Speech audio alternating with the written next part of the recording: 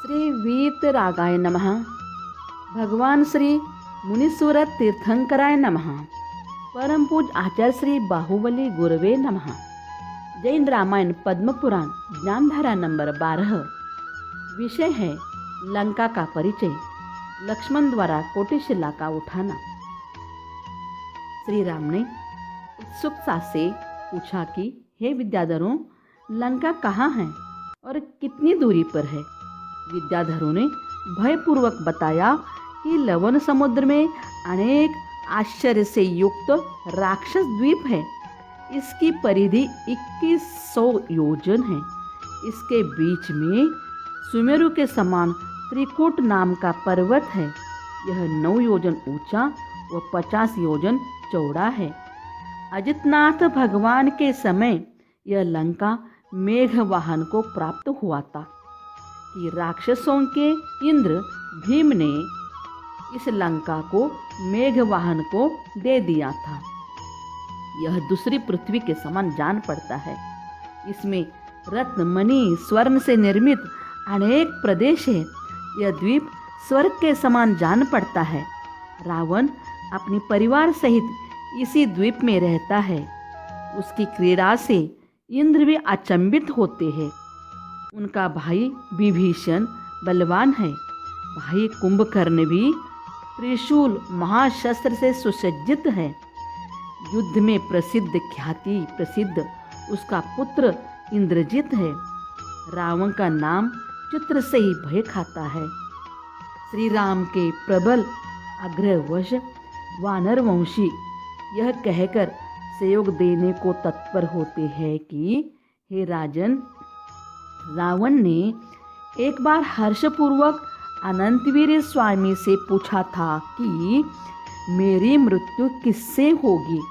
तब अनंतवीर स्वामी ने कहा कि जो देवों द्वारा पूजित पुण्यमयी निर्माण शिला कोटि शिला को जो उठाएगा वही तेरी मृत्यु का कारण होगा।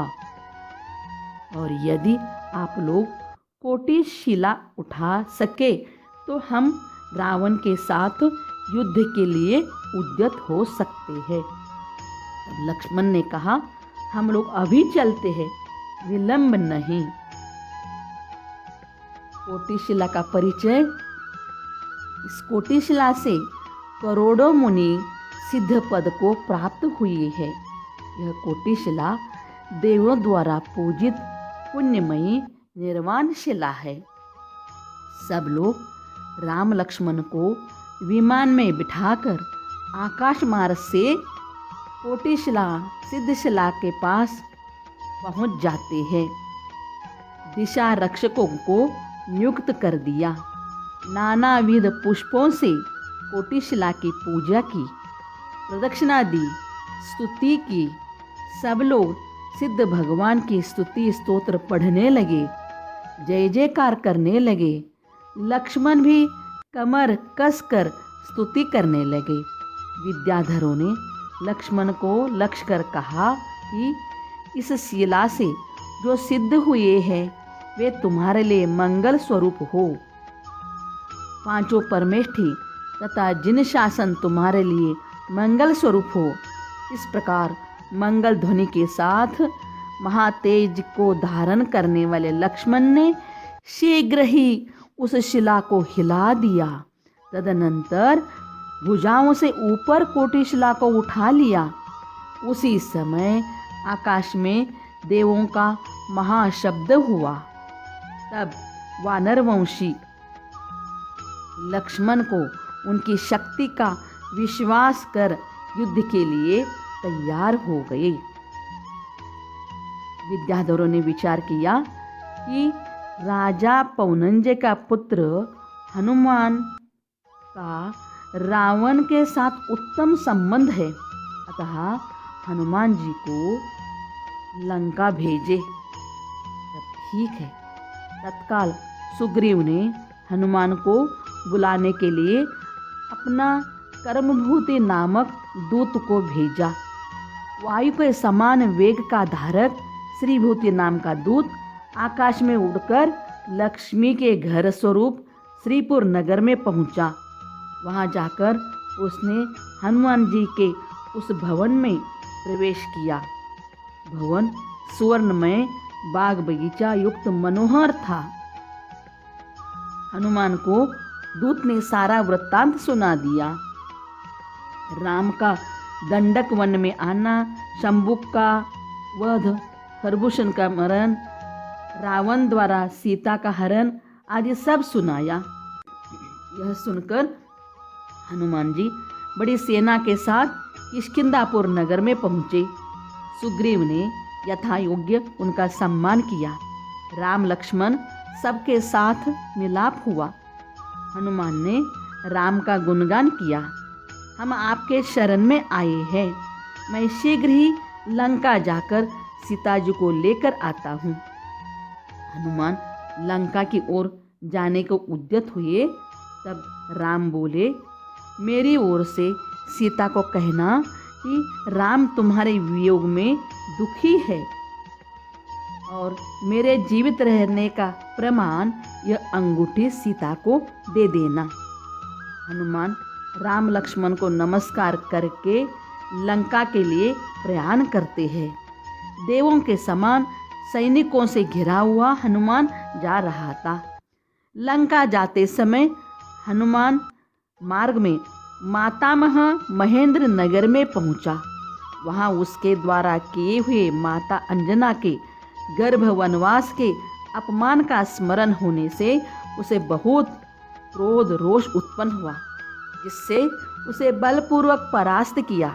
हनुमान का आदेश पाकर राजा महेंद्र अपनी पुत्री अंजना के साथ मिला दिया। हनुमान जी विमान में बैठकर आकाश में ऊंचे जा रहे थे। दधिमुख नामक द्वीप बीच में पड़ा। उज्ज्वल उद्यान से भरा दधिमुख नाम का नगर आया। आगे जाकर भयंकर वन मिला। उस वन में 2 चारण रुधिधारी मुनि 8 दिन का योग लेकर विराजमान थे। उसी वन में 3 कन्याएं विधि पूर्वक घोर तप कर रहे थे। हनुमान जी ने देखा कि दोनों मुनिराज महाअग्नि से ग्रस्त हो रहे थे। तीनों कन्याएं भी धुएं से घिर गई थी। हनुमान भक्ति से भर शीघ्रता से समुद्र का जल खींचकर आकाश में ऊंचे जाकर अत्यधिक वर्षा की और उस वर्षा से उपसर्ग दूर किया। हनुमान जी ने तीनों कन्याओं को पूछा कि तुम कौन हो? उन्होंने बताया कि हम दधिमुख पर्वत के राजा गंधर्व के 3 कन्याएं हैं। अंगारक नामक दुष्ट विद्याधर हमें चाहता था, पर पिताजी ने मना किया, इसलिए उपसर्ग किया है। पिताजी ने निमित्त ज्ञानी मुनिराज से जाना था कि तीनों कन्याओं का वर जो साहस गति को मारेगा वह होगा। वह पुण्यात्मा वर कौन हो सकता है, यह जानने के लिए हम मनोनुगामी विद्या सिद्ध करने इस भयानक वन में आए हैं। आज मुनिराज का 8वां दिन है और हमारा 12वां दिन है। यह विद्या 6 वर्ष में सिद्ध होती है, पर हमें अब 12वां दिन में सिद्ध हो गई। हनुमान ने भी राम का वृत्तांत उनको बता दिया। तो गंधर्व राजा तीनों कन्याओं को लेकर किष्किंधापुर गए, राम को समर्पित किए। अब त्रिकुटाचल की ओर हनुमान जी चले गए। अचानक अपनी सेना की गति रुक जाने से हनुमान आश्चर्य में पड़ गए। आगे बढ़कर उसने मायामय कोट को ध्वस्त कर दिया और थोड़ी देर में ही वज्रायुध को प्राण रहित करा दिया। तदनंतर उसकी पुत्री लंका सुंदरी के साथ हनुमान का विवाह हुआ। जैन रामायण पद्म पुराण में हनुमान का विवाह हुआ है। अब आगे हनुमान जी का लंका में प्रवेश होता है और सीता जी से वार्तालाप। हनुमान ने लंका में प्रवेश किया। हनुमान जी विभीषण के महल में गए। विभीषण ने उनका सत्कार किया। इधर उधर की वार्तालाप के पश्चात हनुमान ने रावण को कहा कि 3 खंड का अधिपति रावण है, पर सामान्य क्षुद्र मनुष्य की तरह पर स्त्री का हरण करता है। यह उचित है? राजा मर्यादाओं का मूल है। तदनंतर विभीषण ने कहा कि मैंने रावण को बहुत बार समझाया, परंतु मानता नहीं। तब से मेरे साथ बात भी नहीं करता। सीता को आहार पानी छोड़े आज 11वां दिन है, फिर भी रावण अपनी हट नहीं छोड़ रहा है।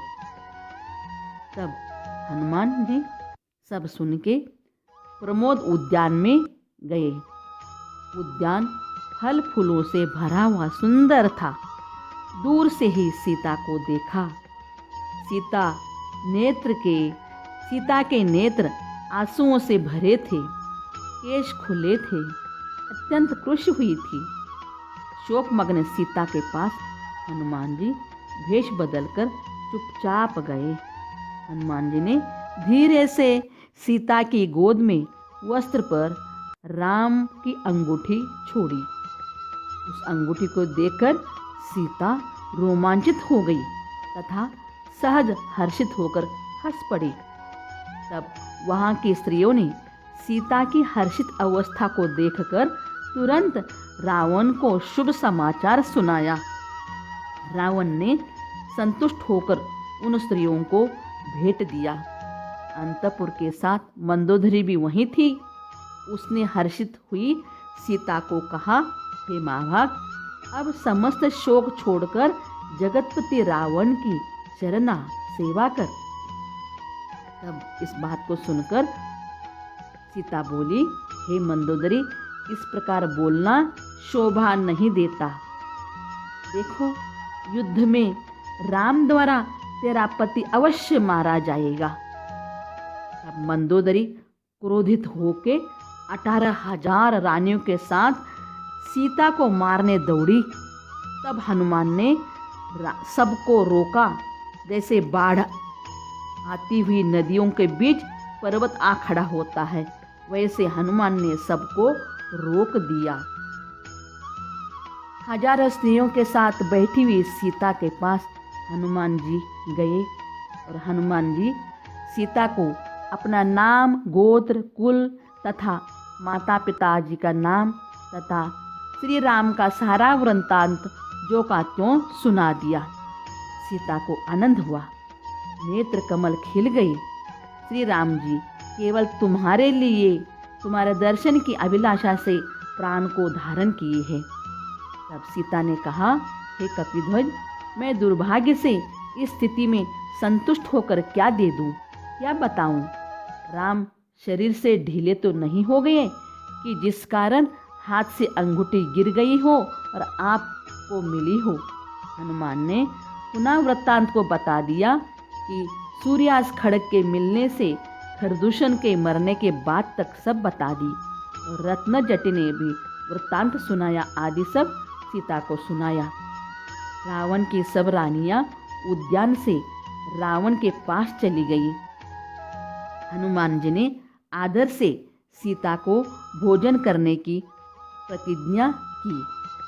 तब राम की क्षेम कुशलता सुनने के बाद 11 दिन बाद सीता ने प्रासुक आहार ग्रहण करना स्वीकृत किया। हनुमान जी ने भी विभीषण के घर मनोहर आहार ग्रहण किया। इस प्रकार हनुमान जी 3 मुहूर्त तक लंका में रह गए। हनुमान जी भोजन करने के बाद प्रमद वन में गए। शोकाकुल से रोती हुई सीता को देखकर हनुमान ने कहा, हे देवी गुणभोषणे, आप चिंता नहीं करना, मेरे कंध पर बैठ जाओ। मैं अभी शीघ्र समुद्र को लांघकर क्षण भर में आपको ले चलूँगा। राम का दर्शन हो जाएगा। तब हाथ जोड़कर रोती हुई सीता बोली, श्री राम स्वामी की आज्ञा के बिना जाना योग्य नहीं है। प्राणनाथ श्री राम जी ही यहाँ आकर यथायोग्य कार्य करेंगे। हे भाई, जब तक रावण की ओर से कोई उपद्रव नहीं होता है तब तक तुम शीघ्र ही यहाँ से चले जाना, विलंब मत करना। हे भाई, यह उत्तम चूड़ामणि प्राणनाथ को दिखा देना। उन्हें अत्यंत प्रिय था। सीता रोने लगी। उसे सांत्वना देकर जैसी आज्ञा हो कहकर हनुमान जी बाहर निकल गई। हनुमान जी का आने का समाचार रावण को प्राप्त होते ही आग बबूला हो गया। शूर किंकरों को आज्ञा दे दी कि पुष्पोद्यान से जो पुरुष बाहर निकल रहा है उस द्रोही को मार दिया जावे। सब किंकर अनेक हथियार लेके दौड़े, शास्त्र शस्त्र छोड़ने लगे। हनुमान जी शस्त्र रहित थे, परंतु शक्ति के बल से बड़े बड़े वृक्ष और शिलाओं को उखाड़ उखाड़ कर फेंके। कितने ही किंकरों को लात व घूंसों से पीस डाला। सारी सेना प्राण बचाकर भाग गई। हनुमान के प्रहार से वाटिका, बगीचा, मकान, सभा सब चूर चूर हो गई। केवल भूमि शेष रही। हनुमान के भय से लंका व्याकुल हो गई। हनुमान बाहर निकला, त्यों ही हाथियों के रथ पर सवार होकर इंद्रजीत, मेघवाहन आदि सेना आ गई। दोनों में भयंकर युद्ध हुआ। इंद्रजीत द्वारा हनुमान को नागपाश से बांधकर रावण की सभा में ले जाया गया। रावण को सारा वृत्तांत बता दिया गया। रावण क्रोध में आकर कठोर वचन बोलने लगे, मेरे कारण तू प्रभुता को प्राप्त हुआ है, अतः तू पापी अब भूमि गोचरियों का राम का दूत बनकर निंदनीय कार्य किया है। यह सुनकर हनुमान भी क्रोधित होकर रावण से कहा, तू हजारों रानियों से तृप्त नहीं हुआ, परस्त्री की तृष्णा से दुर्गति को जाएगा, नरक में जाकर दुख प्राप्त करेगा। रावण आग बबूला होकर कहा, इसको सांकल से कसकर मारे जाए। तब हनुमान ने बंधन तोड़ डाले। जोर से पटकने से गोपुर महल बिखर गए, खाली खंबे रह गए। रावण का महल चूर चूर हो गया, गहरे गड्ढे हो गए। स्वर्णमय कोट भूमि में मिल गया। हनुमान ने चरणों की वेग से पूरी लंका हिल गई और हनुमान आकाश में उड़ के गए। अब आगे सुनिए राम सेना का लंका द्वीप में प्रवेश तथा राम लक्ष्मण का रावण से युद्ध। हनुमान जी लंका से वापस किष्किंधा नगरी में प्रवेश किया। राम सीता के विरह में आकुलित होकर हनुमान की प्रतीक्षा कर रहे थे, तो हनुमान ने राम को हाथ जोड़कर नमस्कार किया और राजा सुग्रीव के साथ मिलकर लंका में जो कार्य हुआ था उसे बताया और आनंद से सीता का समाचार सुनाया तथा सीता का चूड़ामणि श्री राम को दे दिया। राम ने चूड़ामणि को देखकर शोक प्रकट किया, चूड़ामणि को मस्तक पर धारण किया और हनुमान को आलिंगन में लेकर पूछा, हे हनुमान, सही में मेरी सीता जीवित है? हनुमान ने कहा कि हे राम, सीता आपकी ही चिंता में निरंतर आंसू बहाती है, कृश हो गई है, अतः यथायोग्य प्रयत्न करना चाहिए। हनुमान ने शीघ्र ही लंकाधिपति रावण से युद्ध करने को कहा। विद्याधर सिंहनाद ने कहा, हनुमान के लंका में कृत विध्वंस से रावण क्रुद्ध है, इसलिए ध्यान से कार्य करना चाहिए। चंद्रमारीची विद्याधर ने कहा, रावण ने अन्याय किया है, हमें उसका प्रतिकार करना ही चाहिए। चंद्रमारीची विद्याधर की प्रेरणा से उत्तेजित हो सब विद्याधर राम लक्ष्मण को साथ में लेकर लंका की ओर प्रस्थान किया। उस समय शुभ शकुन, मयूर का मनोहर शब्द, सुगंधित वायु, आकाश में छत्र, निर्ग्रंथ मुनिराज आदि देखे। सभी आकाश में लंका की ओर उड़े जा रहे थे। मार्ग में वेलंधर पर्वत, सुबेल नगर, हंसपुर नगर पहुँचे। अब रावण और विभीषण का संवाद सुनिए। राम की सेना लंका समीप पहुँचने पर लंका राक्षसों में क्षोभ उत्पन्न हो गया। रावण ने युद्ध के लिए योद्धाओं को बुलवाया। विभीषण रावण के पास जाकर हाथ जोड़कर विनय से बोला, हे स्वामी, आप इंद्र समान हो, निपुण हो, शीघ्र ही सीता राम को सौंप दी जाए, निर्मल कीर्ति नष्ट न हो जाए। यह सुनकर पुत्र इंद्रजित को क्रोध आया। वह पिताजी की अवस्था को देख रहा था। अतः उसने विभीषण को बोला, हे भले पुरुष, तुम डरपोक हो, नपुंसक हो, अपने घर के बिल में आराम से बैठो। दुर्लभ स्त्री को पाकर कौन मूर्ख उसे वापस करता है। विभीषण ने कहा, तुम मलिन चित्रधारी, तू रावण पुत्र नहीं, शत्रु है। तेरी बुद्धि लंका की विष औषधि है। राम के पास वज्रावर्त धनुष्य है।